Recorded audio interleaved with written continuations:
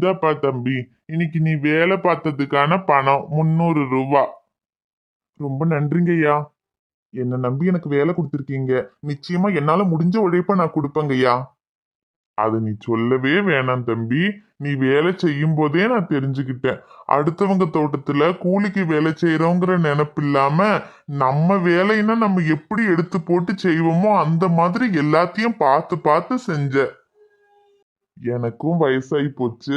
இந்த வயலையெல்லாம் பொறுப்பா பாத்துக்கிறதுக்கு ஒரு ஆளு கிடைக்க மாட்டாங்களேன்னு பாத்துக்கிட்டு இருந்தேன்ப்பா.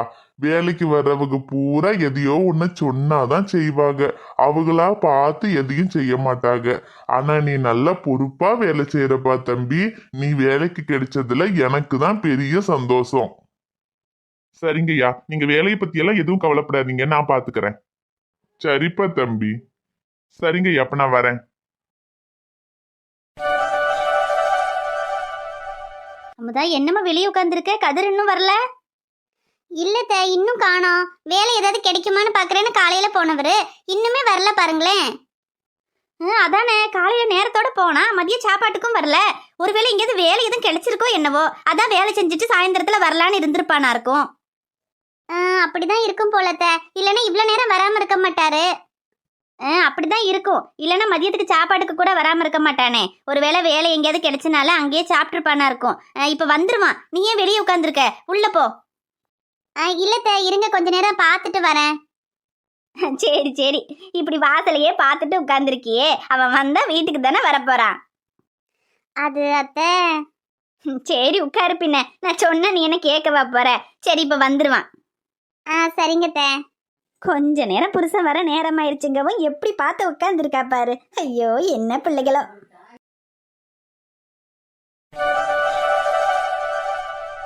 மாமா, உங்களுக்கு வேலை கிடைச்சதுல எனக்கு ரொம்ப சந்தோஷம் மாமா. இதுக்கப்புறம் நம்ம கஷ்டம் எல்லாம் தீர்ந்துடும் இல்ல மாமா? ஆமா தங்கம், நான் கூட நமக்கு வேலை கிடைக்கலையே, யார்கிட்ட போய் வேலை கேட்டாலும் வேலை இல்லைன்னு சொல்றாங்களே, என்ன பண்ண போறோமோன்னு பயந்தேன்.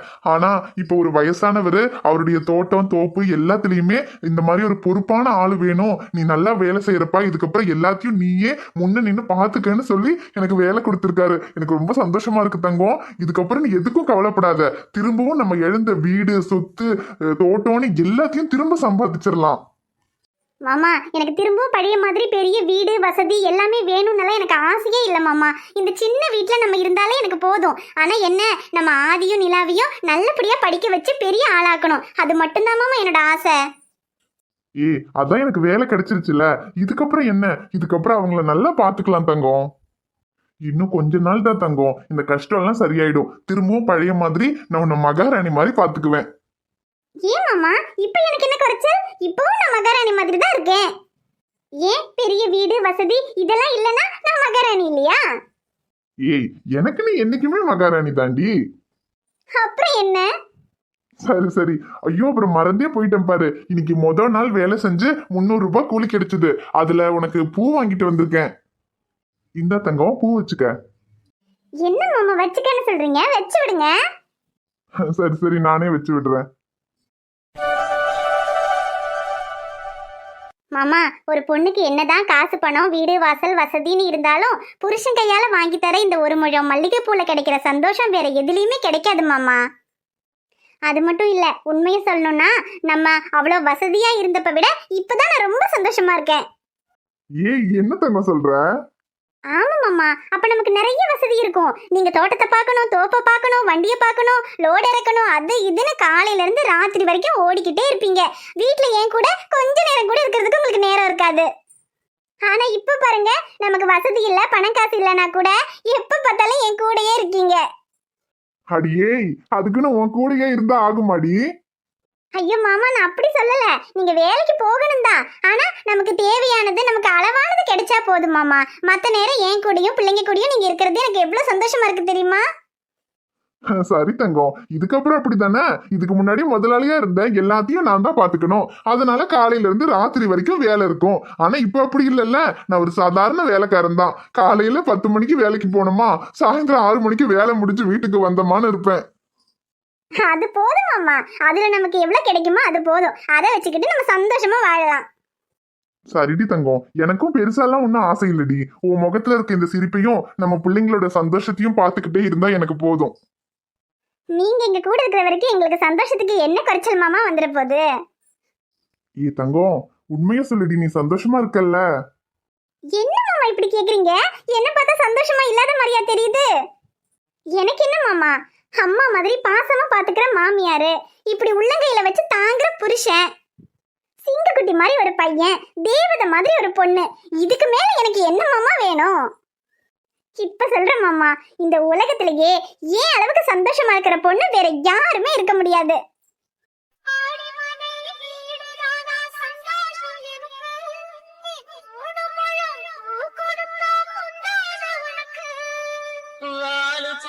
கத்தி வந்தது பழங்கதை இருக்கு, அடி வசதி வந்தது வாழ்க்கை போனது நம்மோட கணக்கு.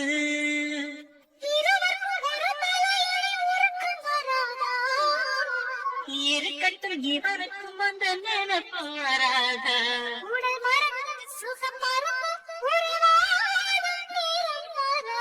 மடி ஐஸ்வர்யா, அப்பா என்னடா பண்ணிட்டு இருக்க?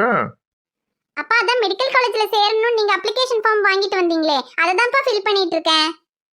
ஐயோ மடி ஐஷு, இனி அதெல்லாம் வேணாம், நம்ம திரும்ப துபாய் போறோம். என்னப்பா சொல்றீங்க? நீங்க தான் நம்ம துபாய்க்கெல்லாம் போல, இங்கேயே மெடிக்கல் காலேஜ்ல படின்னு சொன்னீங்க.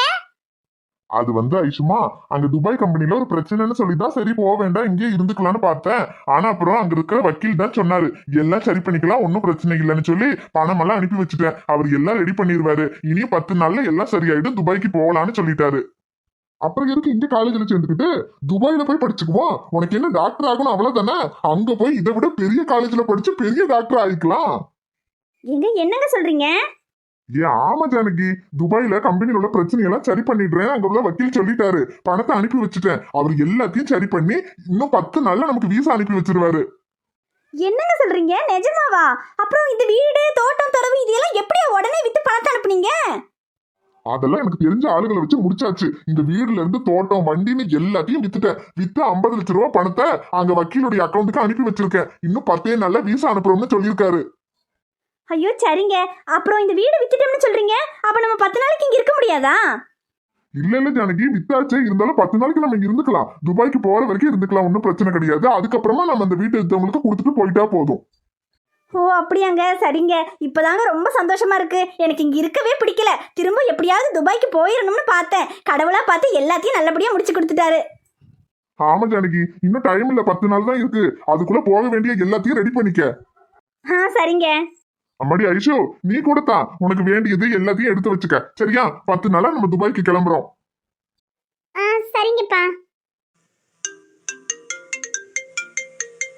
யாரு? அதான் சொல்லி வாய மூடல, துபாய் வக்கீல் தான் போன் பண்றாரு. சொல்லுங்க சார், உங்க போனுக்காக தான் காத்துக்கிட்டு இருக்கேன். அங்க கம்பெனி நிலவரம் எப்படி இருக்கு? பணத்தை கட்டி எல்லாம் சரி பண்ணியாச்சா? என்ன சொல்றீங்க? என்னங்க? ஐயோ என்னங்க? என்னங்க ஆச்சு? அப்பா சொல்லுங்கப்பா, என்னாச்சுப்பா? ஐயோ ஜானகி, நாம மோசம் போயிட்டோம் ஜானகி. என்னங்க என்ன சொல்றீங்க? ஐயோ, துபாயில கம்பெனி பிரச்சனையெல்லாம் சரி பண்ணி தரேன்னு திரும்ப அந்த வக்கீல் சொன்னான்னுட்டு இங்க உள்ள எல்லாத்தையும் வித்து 50 லட்சம் ரூபாய் அவனுக்கு அனுப்பி வச்சேன். ஆனா அந்த வக்கீல் அந்த பணத்தை எடுத்துட்டு நம்மள ஏமாத்திட்டான் ஜானகி. அந்த பணத்தை எடுத்துட்டு அவன் சொந்த ஊருக்கு போயிட்டானா. இப்ப அவன் எங்க இருக்கான், என்ன ஏதுன்னு யாருக்குமே தெரியலன்னு அவனோட பிஏ போன் போட்டு சொல்றான். ஐயோ கடவுளே, என்னங்க சொல்றீங்க? அப்ப நம்ம பணம்? ஐயோ, எல்லாம் போச்சு ஜானகி. இப்ப யார்கிட்ட போய் கேக்குறது, என்னன்னு கேக்குறதுன்னு ஒண்ணும் புரியல ஜானகி. ஐயோ கடவுளே, என்னங்க சொல்றீங்க? இப்ப இந்த வீடு சொத்து எல்லாத்தையும் வித்துட்டீங்க, இப்ப என்னங்க பண்ண போறோம்? ஐயோ, எனக்கு தெரியலையே. ஐயோ, நெஞ்சு வலிக்குது அம்மா. ஐயோ அப்பா, ஐயோ என்னங்க? ஐயோ கடவுளே, என்னங்க? என்னங்க கண்ணு மூஞ்சி பாருங்க. ஐயோ கடவுளே, எந்த பணத்துக்காக கதிரோட குடும்பத்தை வீட்டை விட்டு அனுப்பி நடுத்தருவுல நிறுத்தினோமோ, அதே பணத்தாலேயே இப்படி நம்ம குடும்பம் சீரழிஞ்சு போச்சுங்க. ஐயோ அப்பா, அப்பா எந்திரிங்கப்பா.